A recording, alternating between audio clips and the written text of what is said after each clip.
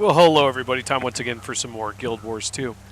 So you found yourself with a little bit of the world versus world bug, did you? Because the rush is going on, and you found yourselves craving the dopamine drops that you get from participating in world versus world. I get it. It's fantastic. I love it. And so should you. It is a fabulous format gameplay.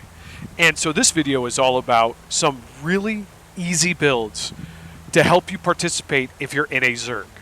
So if you find yourself in a Zerg and you just want to be able to participate and help out in some way, the best thing you can do if you're new and you just want to do something easy is just do as much damage as possible so that you can help down and then double down and defeat the enemies, right? So these builds are here to help you with that. They're all pretty straightforward. So here we're on Stout Quartz. This is our warrior buddy build, right? And we're running rifle as main and double axe as off weapons. We're running strength, arms, and berserker, and it's all just about damage. It doesn't matter what gear you have here. I have a ton of legendaries. You don't have to have a ton of legendaries. You can run exotics, whatever you got. It doesn't have to be all berserker stats or all dragon stats or anything like that. I'm just going to basically show you how this works, right? So your commander tag is going to be like drop bombs on target, right? So there's the target. So we're going to go in, we're going to be shooting with our rifle. I don't care what you do, 3, 2, yada, yada, yada. You're going to switch, once you get on target, you're going to switch to axes. You're going to hit R to populate your Signet of Fury, your Signet of Rage, which is your elite. You're going to generate your Berserk. You're going to use the F1 skill, and then you're just going to sit here and spin in place and do this, right? And this is when the tag, the commander tells you to drop bombs. And then you're just going to keep rotating your skills and swapping between weapons if you have to, right? And using your heal to bring back up your adrenaline so that you can berserk again. The beauty of this build is on E, you have balance stats, right? On your 8 skill, which gives you stability. So you want to pop that before going into combat so you can maintain your stability, so you can maintain your skills and all that stuff, and you're just gonna use whatever's off of cooldown. That's it. It's that simple. It's all about dropping that whirling axe, the 5 skill ability, when the commander says drop bombs, right? They might type it, into the text box. You might be in comms and hearing in comms. It's that simple. Right, you should have healers. You shouldn't have to worry about using your heal to heal yourself. Maybe, but if the tag has got you guys nailed down, you're going to be going stabs, so you're going to use your balance stance going into combat, proccing your Signet of Fury once you've already gotten into combat, and your Signet of Rage to get you into Berserk to start doing a ton of damage. So that's Warrior. Nice and simple. I got a whole bunch of different classes to show you stuff on, right? So we're going to go into Engineer next. Engineer, Mechanist is as easy as it gets, right? You're going to just put everything on auto for the mech except for Crisis Zone, because this is your stability and a stun break. It's going to get you out of trouble. So here's the build, pretty straightforward. Once again, wear whatever gear you have. Rifle, I use spear in the back, but just rifle is all you need. And here's a simple build. That's incorrect. Let me fix this real quick. So it's explosives, firearms, and Mechanist. You have low health, but again, it's not about healing yourself. It's about, it's about doing as much damage as possible. If you can stack toughness using like Demolisher's gear or Soldiers, that's great. Just make sure you have like more than like 2,000 strength. But yeah, so this is another easy one, right? You're going to go into combat. Commander's going to be like, hey, that's the target. Go after that. You're going to get in. You might need to tell your mech to close ground with you so it's up there with you, right? Elixir U is going to be your stun break. And then they tell you to drop bombs. You just use your elite and hit blunderbuss and then rifle 5. So rifle 2, rifle 5, that's it. That's all you got to worry about, right? And then when things are on cooldown, switch over to wrench. Use the wrench abilities. If there's somebody who's trying to run away, you can use your toolkit 5 to yank them over back into the group, get some pulls going. It's that easy. And if you find yourself stuck and you've been, CC'd or something like that, hit F2. Get yourself some stabs. The only difficulty with this build, and one of the recommendations I have, is actually to swap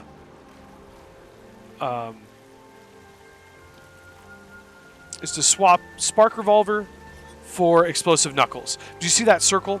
That circle is going to show where your mech is having impact. So if you're using Brass Knuckles, the mech's going to stay up next to you. So whenever you use any abilities, it's going to share between you and your mech. And I'll show you that here in a second. As you can see, I don't have any stabs on the board, but as soon as I hit Crisis Zone, we're going to get all those, right? And so that's kind of what you want. You might be wondering why I'm not running the Overclock Signet. I don't care about movement speed. I'm in a Zerg, right? We're all going to be moving together. I more care about having more things to do that are worthwhile while I'm in the Zerg, including but not limited to this shield, which is going to help, block things for a couple seconds to keep you alive, right? So that's Engineer. So we've done Warrior, we've done Engineer. We'll take a look at another one right now. Look at Daredevil next on the Thief. So this one is actually, I highly recommend this for any Zerg content in World vs. World. It's extremely fun. Mostly because your dodges are going to do damage on landing, which is fan-frickin-tastic. They changed the steel so that the steel is now a shadow step. So when your commander's like, all right, there's a target, so we're going over, you just shadow step, 2 ability, 5 ability, 2 ability, let yourself get some initiative back, 5 ability, let yourself get some initiative back, find yourself really in a tough spot and you need to like evade for a second, just proc your elite skill, right?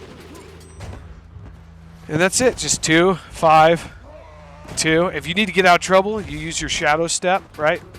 Bam, pops you out, and then you get back in the fray, shadow step using your F1. And that's it. It's not as high of damage as some other ones, but it's actually super fun to play. Most of it is, like I said, that dodge is going to be doing damage as well. And so you can just sit there and dodge around between opponents doing damage and stuff. Super straightforward, super easy. This one you don't have much of a stun break with, other than your shadow step. So you just have to be mindful of your placement. And it's cool, it's fun. How often do you see like a melee DPS thief in a Zerg? And I'm telling you, it works, and you'll get big numbers, and you'll get downs. There's going to be some people you hit once with this skill, and they will just go down, and then you'll double down them easily with your Weakening Whirl.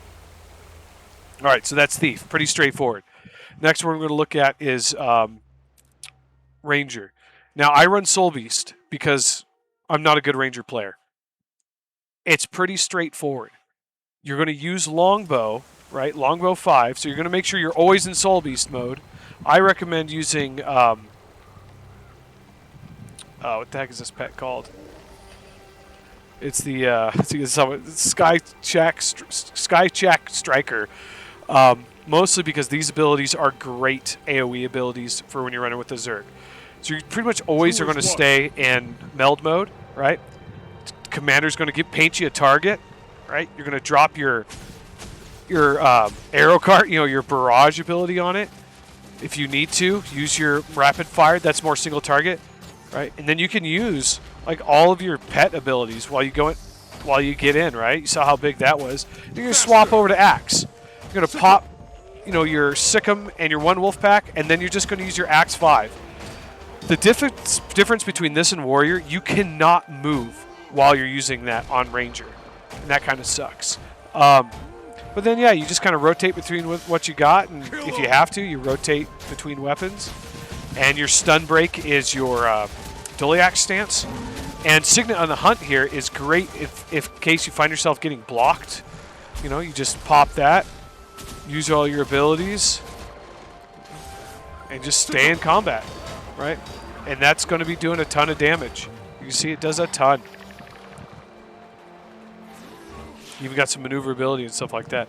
This build, pretty straightforward.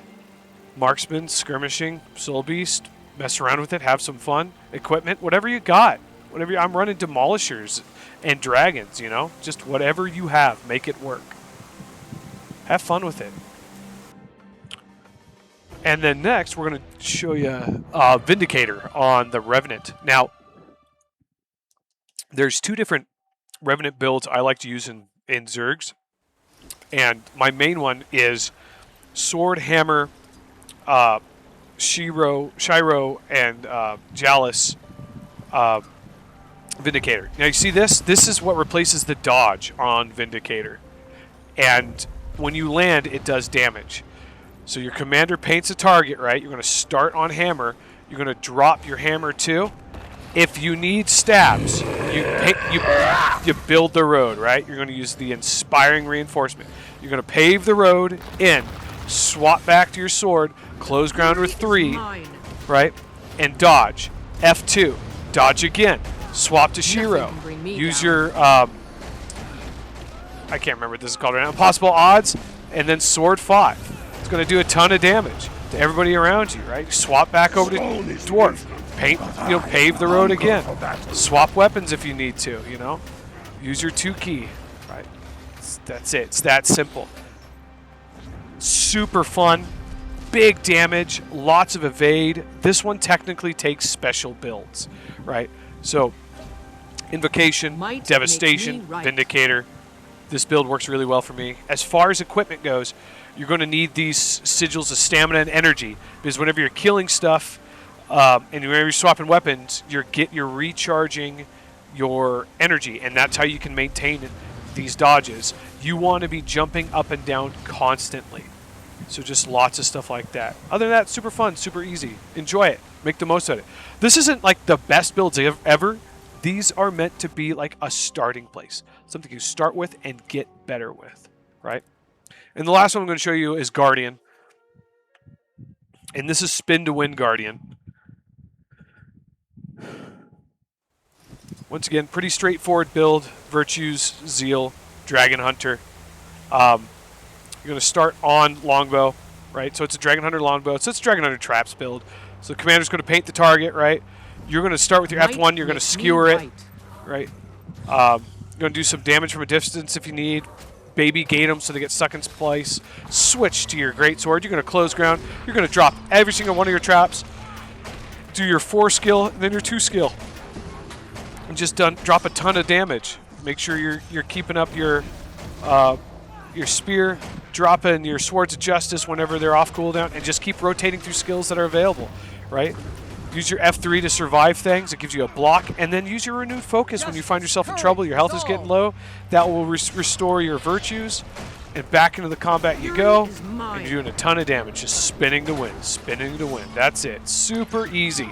And look how much damage we've done. Look how low this is, right? And it's like no effort at all. It's pretty much straightforward. You're just hitting buttons as they come up. That easy. That easy. And that's that, And like I said, these are not meant to be like the best builds ever. These are just meant to be really easy to master, right? Low threshold of entry, not even a high threshold of mastery. They're pretty darn straightforward. And all you got to worry about is just hitting skills when they're off cooldown. You can use these builds with your mouse. You don't have to have special keybinds. You can just click stuff. It's okay. It's okay to be a click player in World versus World. If that's what works for you, just enjoy it, right? We'll wait for these to get back off of cooldown. But, got a whole bunch of enemies over here, right? Drop some abilities. Might makes me right. We're going to swap weapons. We're just going to click stuff, man. Like, that's it. That's it. We're just going to click some things. You see how much damage we're doing here? It's pretty straightforward.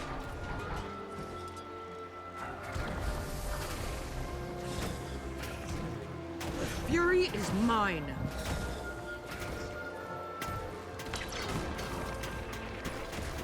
Oops. Got to make sure you have something targeted, or else you're going to fly right through stuff. That easy. Super fun. Super fun.